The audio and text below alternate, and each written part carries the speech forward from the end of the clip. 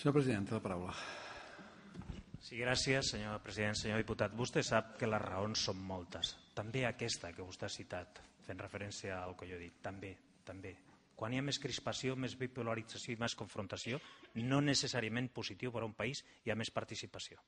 Fem un repàs a qualsevol país, a qualsevol elecció.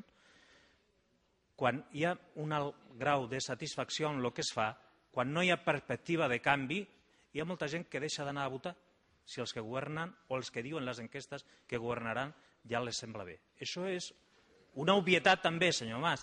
Ara, dit això, miri, al camp hi ha hagut concurrència. La majoria dels ciutadans, com vostè ha dit al començament, han anat a votar. També cal recordar-lo.